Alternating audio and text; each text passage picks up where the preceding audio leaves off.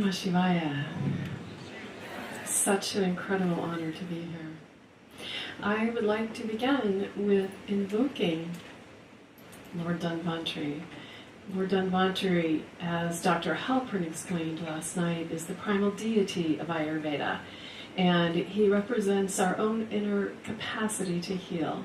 And so by chanting the simple mantra to Lord Dhanvantari, that's exactly what we're doing. We're invoking our own inner capacity to heal and bringing ourselves in alignment with this profound wisdom of Ayurveda.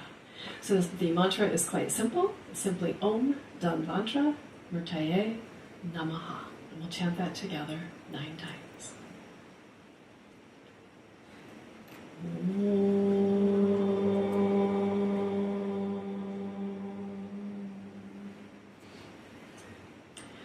Om Dhanvantara Murtaye Namaha.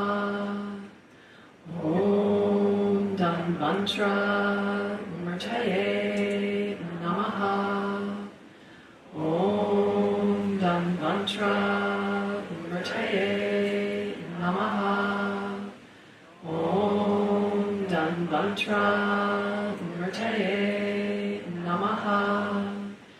Om Dhanvantara Murtaye Namaha. Om Dhanvantara Murtaye Namaha.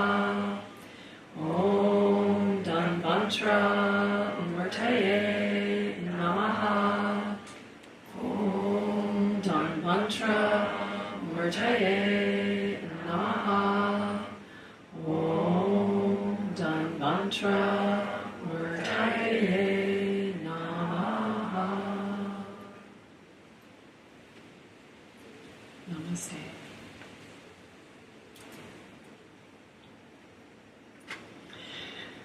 Okay, so here I am. I'm so excited and honored to be here, and my heart absolutely overflows with gratitude for the opportunity to be here, for this incredible ashram, for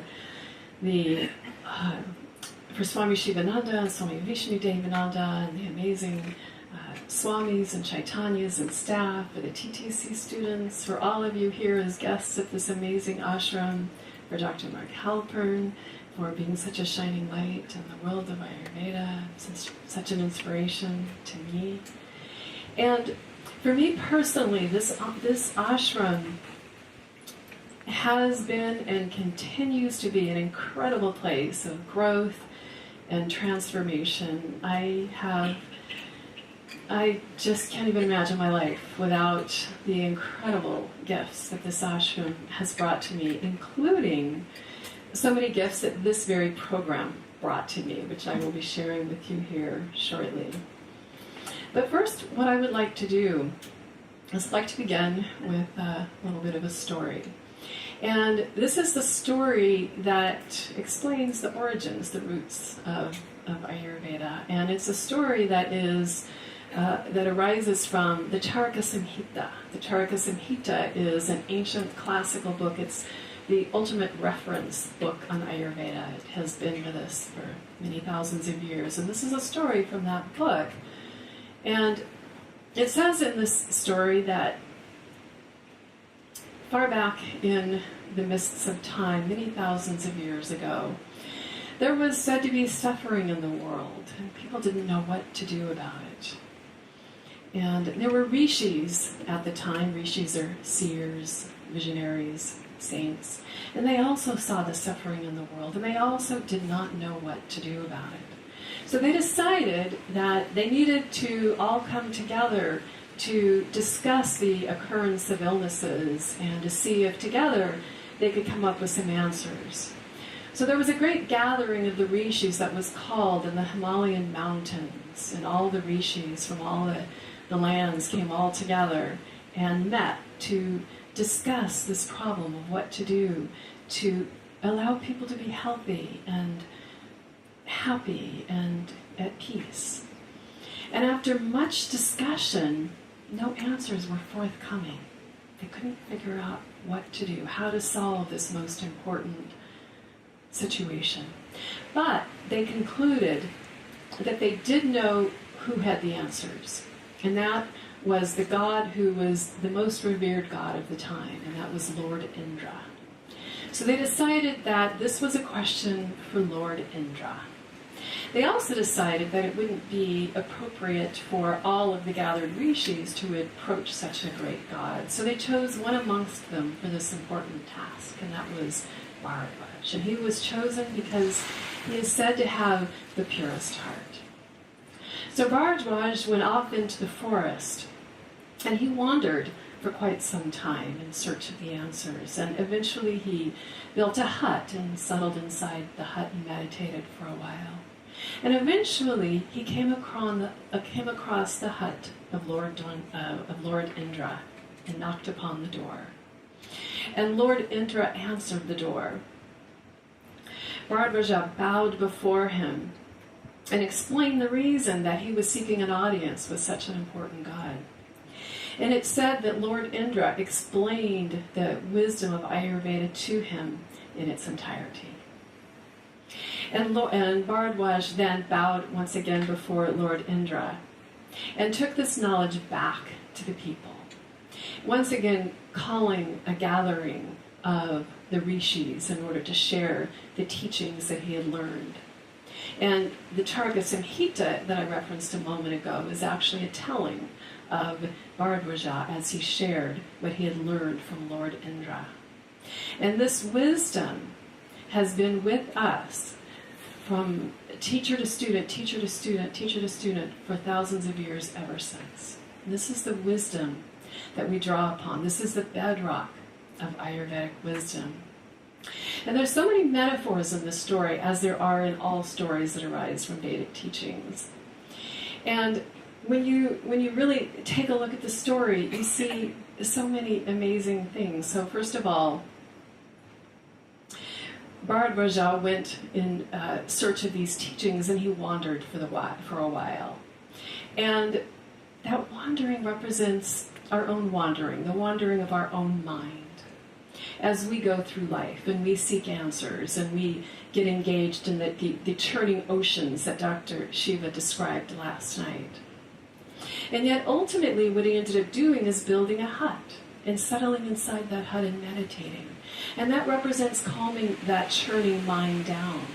And when he settled down and he calmed that churning ocean of his own mind, he was able to knock upon the door of the hut. And what was the door of the hut? Any ideas what that might be? That hut represents him knocking upon the door of his own heart. And when he did so, the answers were revealed. And the answers were already there. Because that is also what these teachings tell us, is that we already have the answers within us. And when we are able, in fact, to calm down that churning of our mind and bring health within our body, that allows us to access our own heart. And within our heart is our divine nature. Our heart is our seat of consciousness. Our heart is where we are able to access our oneness, our interconnectedness.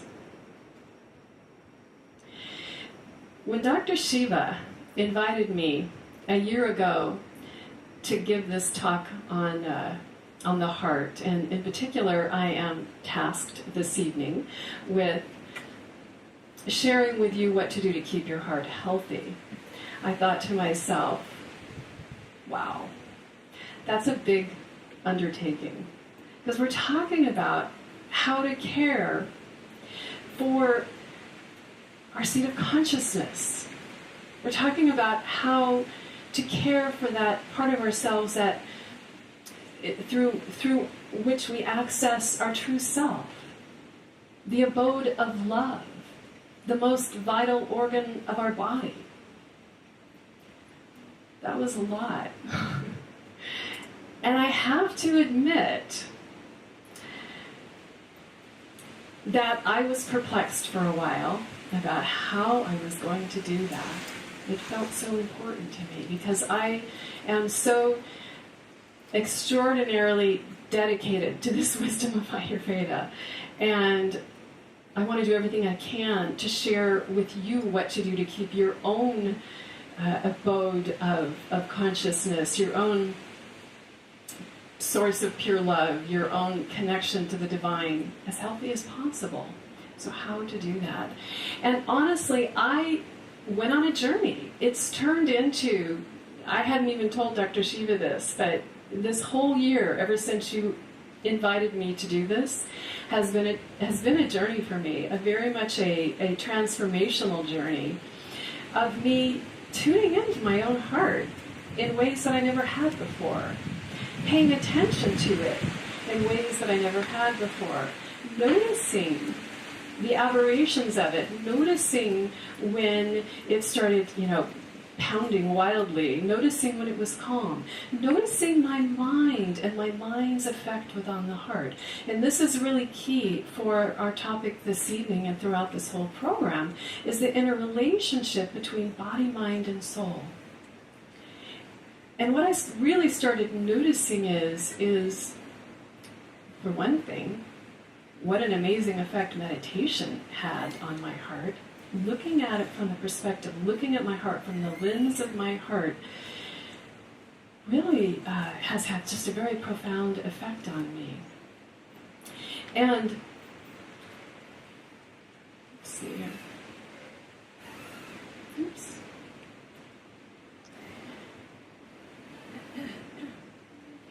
And one of the things that kept coming up for me when I started thinking about teaching this program, one of the things I noticed about my own heart whenever I thought about teaching this program, this shy girl, because honestly, I was that kid who would turn beet red when anybody looked at me in a public situation.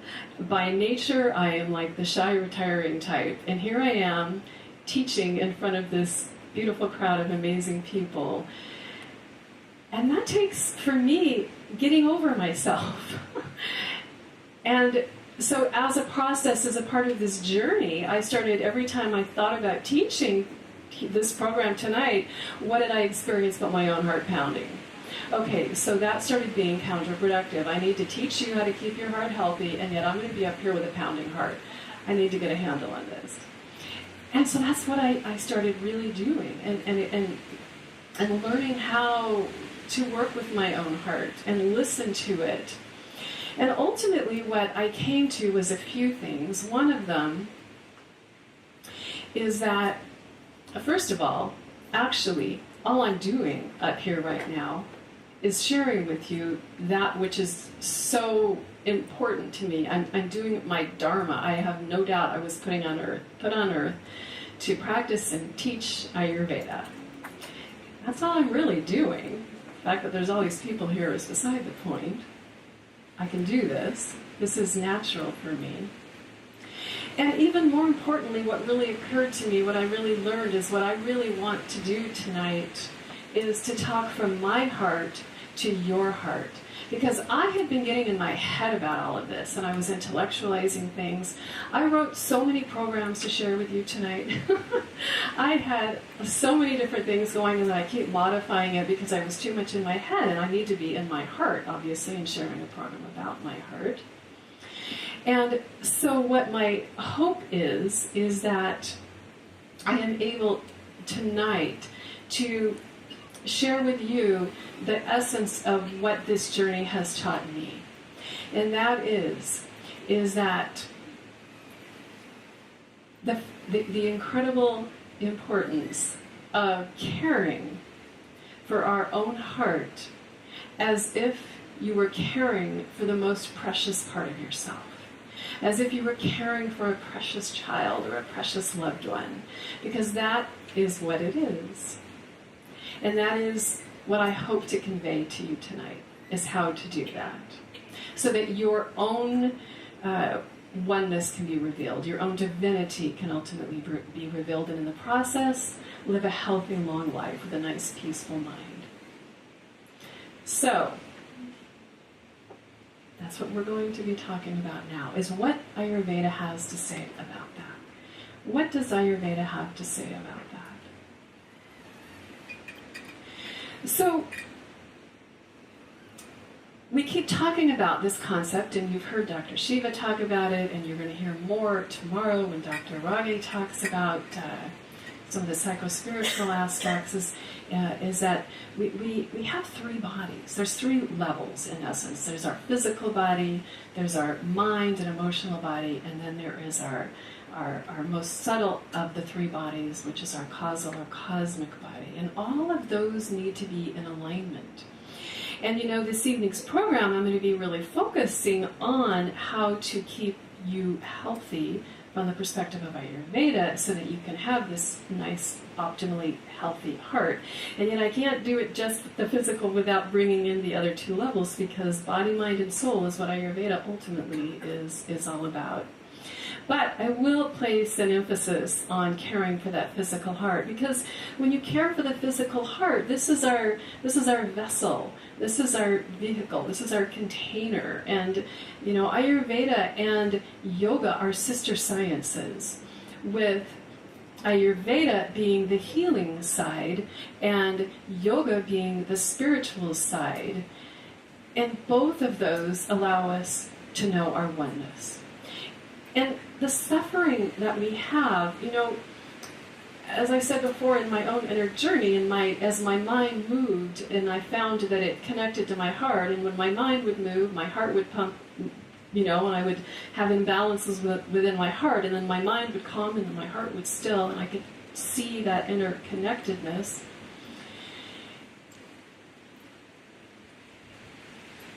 And ultimately,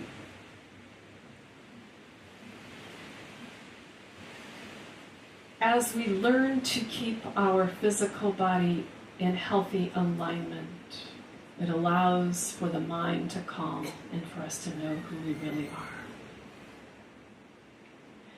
So Ayurveda has a starting point in working with our health, and that is the 3 pillars of life. And so we'll start there, because if you keep your 3 pillars in healthy balance, then you'll be creating a healthy foundation for health to occur. So in order for there to be life, we eat, sleep, and procreate. So in essence, that's the 3 pillars. We have to have healthy, proper food and digestion. We need to have proper sleep. And we need to have proper, healthy, balanced sexual activity. And if any of those are out of balance, then the structure falls. If we have them in nice, healthy, strong balance, then that becomes a foundation upon which we can build health. Now, my topic tomorrow, I'm going to be teaching 2 workshops tomorrow on the Ayurvedic approach to digestion and food. And I invited you to join me. It's going to be fun. We're going to taste some foods and learn about the 6 tastes and all kinds of great things. So I'm not going to go into a lot of detail about that tonight, except to say that if you don't have healthy digestion, that's the core. Ayurveda teaches that is fundamental to good health, is having health within your digestive tract. Eating proper foods in proper ways is step 1. And we need to sleep. We need to have proper sleep. I'm sure a lot of you have a lot of personal experience, some of the ATTC especially right now, which I know you have restricted sleep, but hopefully that's made up for it with all the pranayama and the great practices that you're learning throughout the day. But if we don't sleep properly, it very much affects our health, very much affects our heart. And then we need to have our sexual activity in proper balance according to our dharma. So if we are living a householder life, that means within the sanctity of our relationship in appropriate amounts. And if we're taking vows, as some of the swamis are, then maintaining those vows. And all of that helps us to also maintain then healthy, what Ayurveda calls ojas. If you eat proper foods in proper ways, get proper sleep, and have healthy sexual activity, then all of that contributes towards having nice, healthy ojas. And we'll talk more about that tomorrow. But ojas is that which gives us strength and vitality and immunity and allows us to maintain a healthy, calm mind. And then we have this beautiful quote from Swami Shivananda. I can't pass by reading this. Every human being is the author of his own health or disease. Disease is the result of disobedience to the immutable laws of health that govern life. The laws of health are the laws of nature. And I love that, because that is really Ayurveda in a nutshell. Ayurveda is based on the laws of nature. That's really what Ayurveda is. It's applying the laws of nature to health and to healing. And paying attention to those laws of nature ensures a nice, long, healthy, optimal life. So in healing the physical body and healing the physical heart, we've got to, first of all, tend to prevention, right? There's some things that we need to consider. We need to consider our weight, for one thing, and maintain a proper, healthy weight according to dosha. Let me ask right now, I know that for many of you, the concept of the doshas, or Vata, Pitta, Kapha, might be new. How many of you don't know what I mean when I say the word dosha or Vata, Pitta, Kapha? So very few of you. That is such an incredible thing. It wasn't that long ago when we would throw out the words dosha or Vata, Pitta, and Kapha, and half or 2/3 of the people would raise their hand. But this beautiful wisdom is more and more getting out there and becoming increasingly something that's in our collective psyche, which is part of my own personal goal. So keeping our weight healthy. Excess weight puts a strain on the heart and clogs the channels of our body, creates when there's excess weight, there's often a toxin that's called ama that can collect and contribute to the disease process. So maintaining proper weight according to dosha. Proper diet and digestion is really key, and again, we'll be talking about that tomorrow. Don't smoke, and I'm sure that's no big news flash to any of you here. Smoking has all kinds of potential problems in terms of what it can do to the heart and hardening of the arteries and potential stroke and high blood pressure and heart attacks, and all kinds of things can come from smoking. So avoiding that is really key. Drugs, alcohol, stimulants, all of those are hard on the heart. There's so much that can be said about that. Even birth control pills, there are studies that show that can be hard on the heart. Regular exercise is a preventative, and it allows the heart to function at its optimal best. And of course, we include in that the beautiful practice of yoga. And when you do regularly exercise, you're less likely to have a heart attack and better equipped to recover when you do. It also increases your digestive fire. Digestive fire is key to health because that plays such a key role in digestion. And then just in general, keeping your doshas in balance, which is topics that we have been discussing. Denise gave a beautiful program today on the doshas and keeping them in balance, and learning, for those of you who are new to this, she introduced what that really means and did a beautiful talk on that today.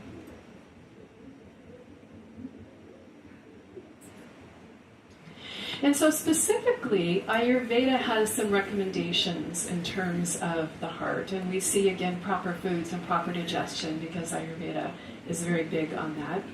And maintaining healthy routines. And this is a really important part of what Ayurveda teaches as well, is to create healthy routines according to your dosha.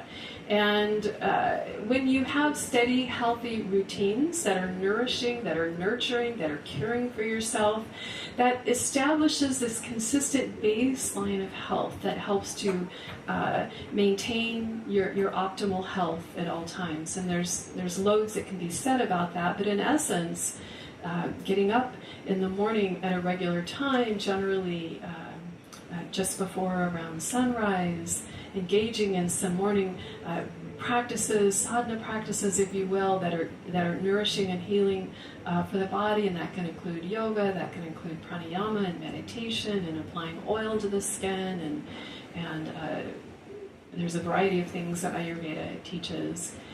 And eating meals at regular times as a part of a healthy routine, and that also helps to maintain optimal health, including optimal heart health. And then going to bed at regular times every day is very deeply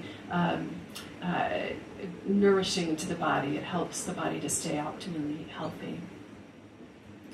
Proper use of the five senses. Ayurveda is five sense therapies. Ayurveda has so much to be said about the five senses. In fact, our next slide will go into that more in just one moment. And then there's herbs, and actually Alakananda Ma, one of our other presenters in this program, is going to be doing some teaching about herbs, so we'll kind of save that one for her. And then unconditional love. You're going to see unconditional love come up in a lot of the slides because I can't recommend it frequently enough. So five sense therapies, what do we mean by five sense therapies? You know, Ayurveda teaches that it is through the portals of our senses that we bring in that which will either lead us towards health and harmony or to disease and discontent. And so choosing carefully, choosing thoughtfully what we're going to bring in through each of our five senses, choosing carefully what we're going to eat, choosing carefully what aromas, what smells. And when I say choosing carefully, one of the concepts here that I'm referring to is choosing that which is most pure. And this speaks to the concept of the three gunas, which Dr. Raga is going to be speaking about tomorrow night, I believe.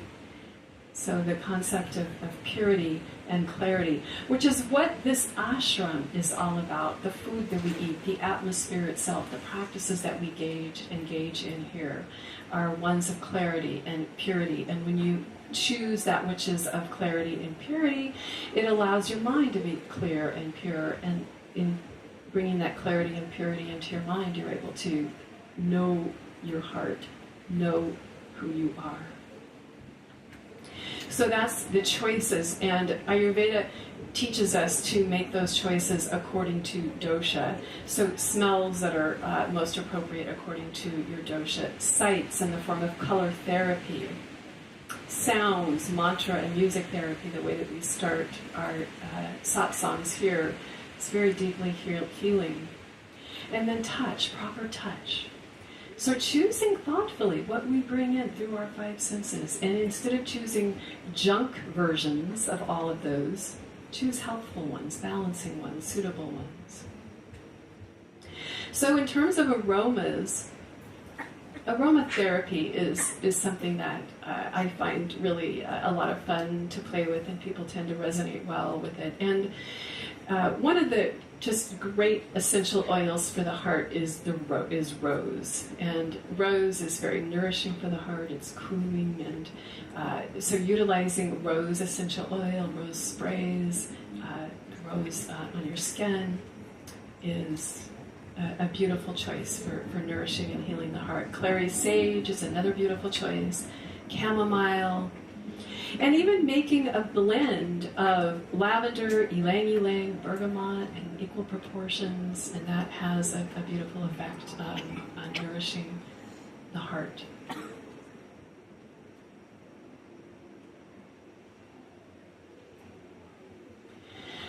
Ayurveda utilizes Ayurvedic body therapies, hands-on therapies for healing. And this is really a big part of Ayurvedic practices and teaching. And there's this beautiful word, I love this word, snehana. And snehana actually has two meanings. It means oil therapy, but it also means love or affection, which is an interesting concept. And then you realize that what that really means is that Ayurveda teaches that one of the things that happens as we become disconnected from our source, when we forget who we are and we forget our interconnectedness, then we tend to feel more alone, or we tend to feel more dried up and depleted. What it what we can do to replenish that, to fill ourselves back up, is to bring in oils. Because oils are very deeply nourishing. You know, our bodies, as we know, are 70-some-odd% water, but it's not really just water, it's really oily water. And when you utilize oils, it nourishes us, it plumps us back up, it helps our cup to runneth over, and we just feel more full and more vital. And so Ayurveda uses oils very much. And when one of the reasons that we see this word love as a part of it, because it becomes a filling up in the same way that love does. And applying oil is an act of love. Applying oil to yourself is an act of self-love. Applying oil to others becomes an opportunity to give love to them. And you feel nurtured, you feel filled up from these practices. So oils are used in lots and lots of healing ways in Ayurveda. And there's a practice called Abhyanga, which is an oil massage that is a practice that I recommend that you do every day. It is applying oil, and when I talk about oil, I mean food-grade oil. And Ayurveda, as with everything, says to choose your oil according to your dosha. But there are some sort of standard oils that can be utilized by everyone, or combinations of oils. Sunflower oil tends to be cooling. Sesame oil is a really common oil that tends to be warming. That blended together is a nice choice. Almond oils, coconut oil. Applying oil on a regular basis helps you to be nourished. It's a beautiful way to keep yourself nourished and to keep your heart healthy and nourished. And another oily type practice is Shirodhara. This is sort of an iconic practice in Ayurveda with the stream of oil that's pouring over your third eye. And it's very soothing to the mind, very soothing to Vata, very deeply nourishing and calming. And those are available at the Wellness Center here. So feel free to check in on that. There's just a beautiful wellness center here with some amazing practices. And then Panchakarma. Panchakarma is the deepest cleansing and rejuvenation practices of Ayurveda, where you really are brought back to your essence, brought back to who you really are in these practices. And there's multiple day programs that we offer actually at the college, at the California College of Ayurveda, and many other places as well. But in essence, it peels off the layers of imbalances, revealing who you really are. It allows you to go to the heart of who you are. And it's an extraordinary for if any of you have the opportunity to experience that. People, when they come out of a panchakarma, generally claim that they have never felt so at peace. They've never felt so connected to their own heart and to their own truths. They've never felt so clean and so pure and revitalized. So, very profound. So now I'd like to take a look a little bit more about the three doshas individually and how it relates to heart health. So let's begin with Vata. Now, for those of you who don't know what the doshas are the energies that govern the functions of our body. And there are three of them, and they're made of the elements, the five great elements. And Vata dosha is made of the two elements, air and ether. So when you think about that combination of air and ether, there's some lightness to that. Right? There's some dryness to that. There's not a lot of substance to that. And when people have Vata imbalances, in essence you have too much Vata, you have too much of that air and ether, and too much of those qualities that go along with that. And so you tend to become depleted. So you may dry out, you might feel empty inside. You need nourishing. You can feel disconnected, you can feel lonely. And one of the things in terms of issues of the heart that can happen is if people go through grief, for example, grief creates a depletion. There's a loss, there's an emptiness, and it can bring up Vata dosha imbalance.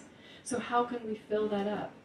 Well, we need to soothe and fill that emptiness. And again, we see that oil and the utilization of oils and the foods we eat, as well as applied topically, is one of the ways to do that. Warm, moist, oily substances are deeply nourishing for vata. And if you keep your vata in balance, then you're going to be able to keep your heart in balance along with that.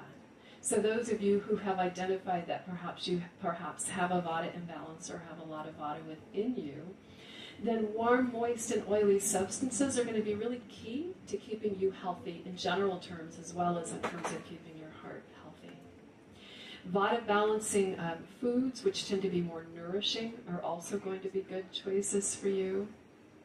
Herbs specific for maintaining healthy digestion, herbs for the mind, herbs for the heart. And again, I won't go too deep into the topic of herbs, but there's a lot that can be said about these. Ayurvedic body therapies, gentle and nourishing is the key for all things having to do with balancing vata. Gentle and nourishing. Meditation to relieve the anxiety, because one of the things that happens as vata increases, as there tends to be movement, that air and ether is related to movement. So there tends to be anxiety or nervousness or fear. So meditation to calm and ground and soothe, and really meditating on and extending roots into the earth, for example, to help to be really well grounded. Aromatherapy such as sandalwood and lavender.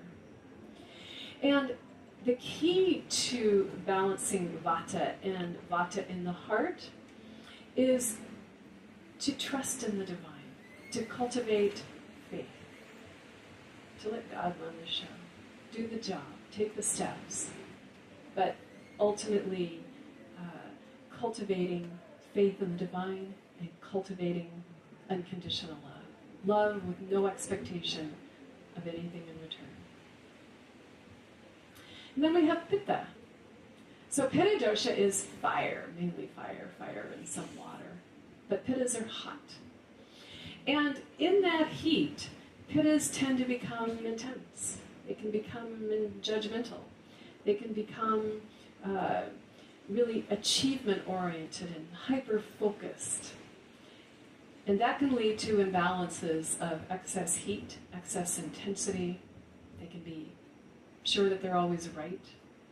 And so Ayurveda says that to heal and nourish and balance that person and to keep their heart in proper balance, we want to cool them down. We want to calm that intensity. So bringing in cooling practices and cooling substances is really key for maintaining balance for Pitta dosha.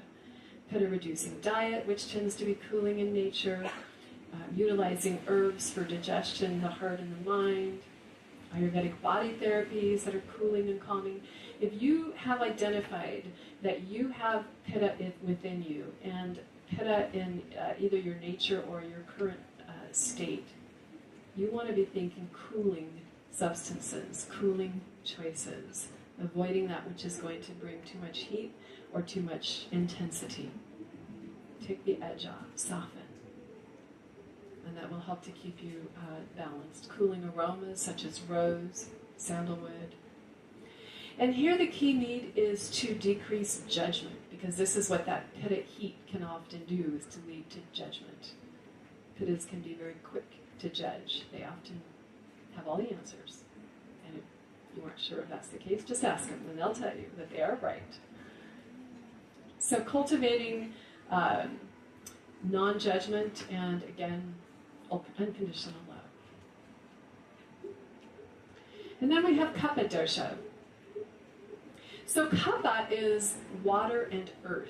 So now if you visualize water and earth, there's a lot of substance to that. There's a lot of matter that's inherent in having a lot of water and earth. And so there's a tendency for Kapha to become stagnant and clog the channels of the body, to become physically stagnant and not active enough, to have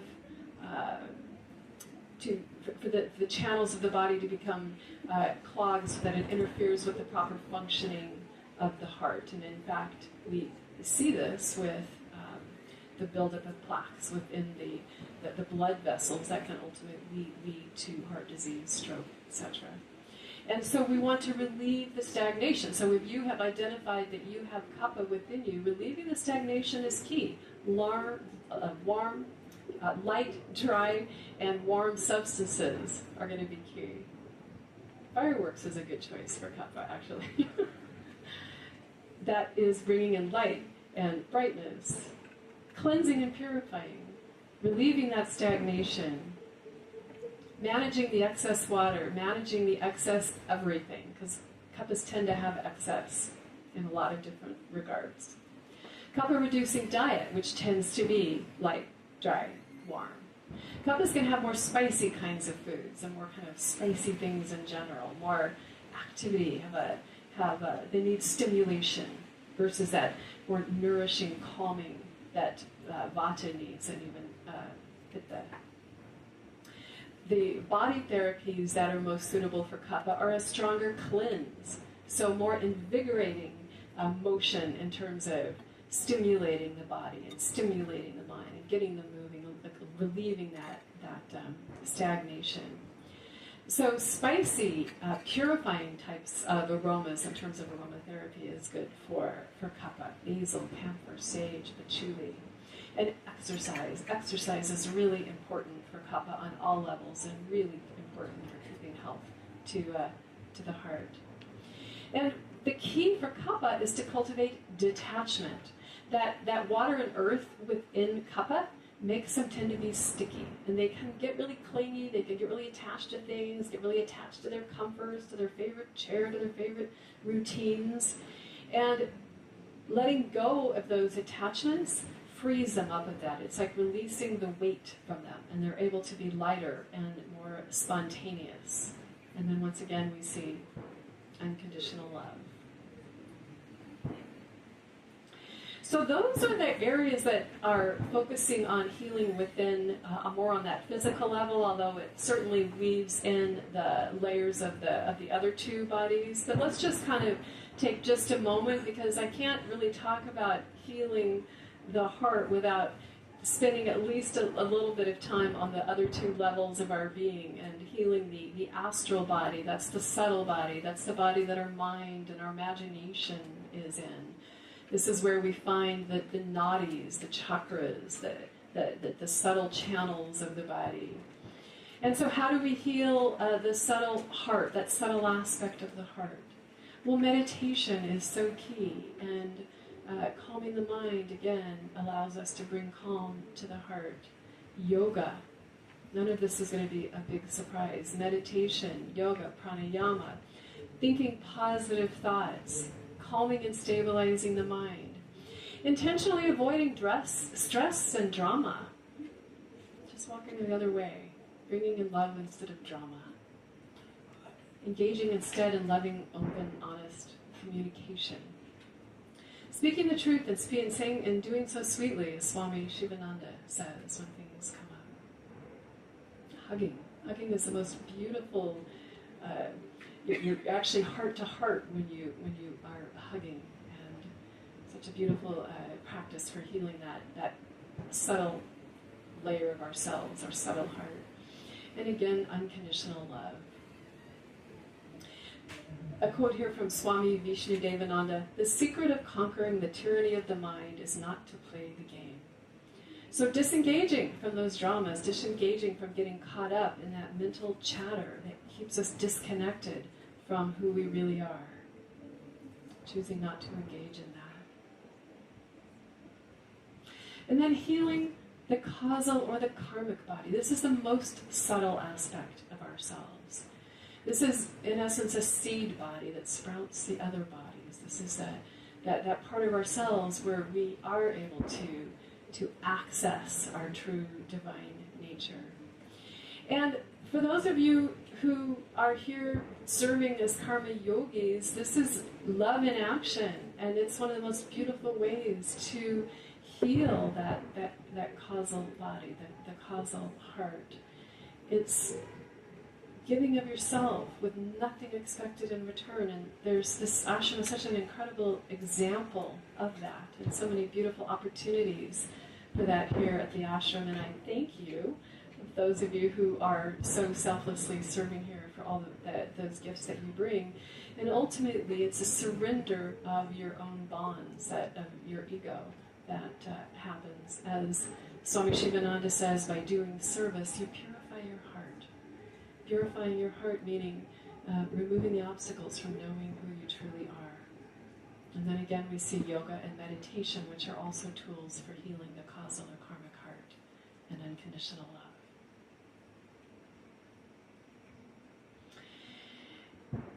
And I just want to close with reiterating how much their grand finale is going to coincide with mine.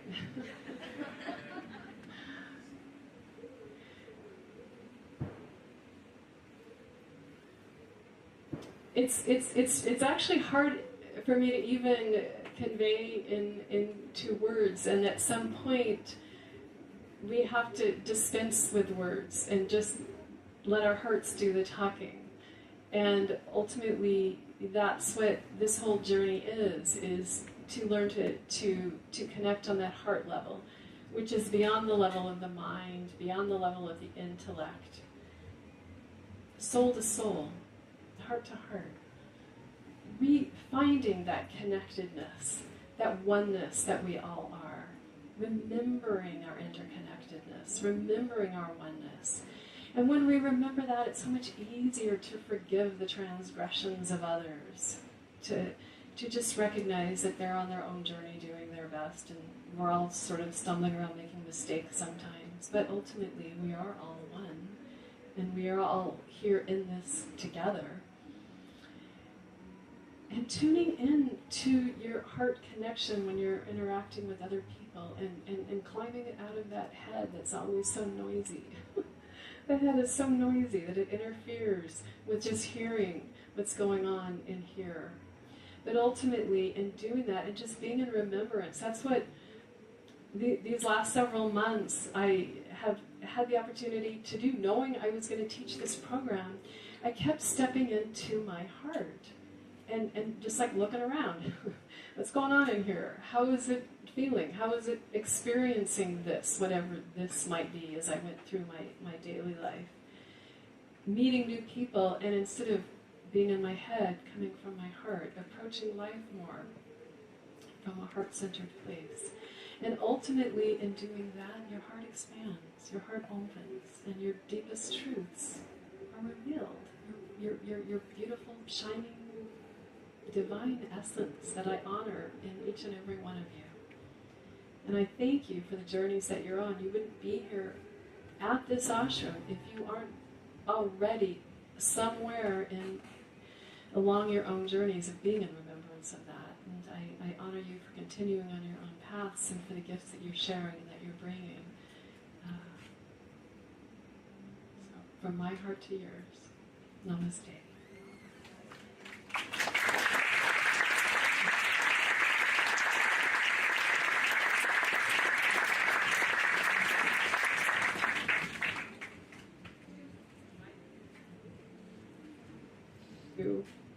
Come to my workshop tomorrow, 12 and 2, and we'll talk about Ayurvedic nutrition. I also invite you to attend Ayurvedic Yoga Therapy that I'll be teaching in May 2nd to the 15th here at this ashram, where I'll be teaching with another teacher, Margaret Koblasova, Yoga Priya. We'll be bringing the principles of Ayurveda into the yoga practices.